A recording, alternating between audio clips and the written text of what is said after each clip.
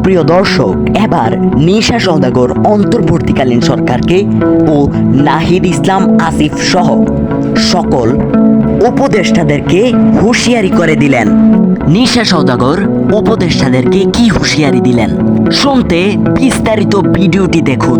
নিশা সওদাগর উপদেষ্টাদেরকে ইঙ্গিত করে বলেন, আপনারা আসার পরেই দেশে যত উচ্ছৃঙ্খল ও বিশৃঙ্খল শুরু হয়ে গেছে। দেশনেত্রী বঙ্গবন্ধুর কন্যা দেশে থাকতেই দেশের অনেক উন্নয়ন হয়েছে, এখন আপনারা সবকিছুই শেষ করে দিচ্ছেন।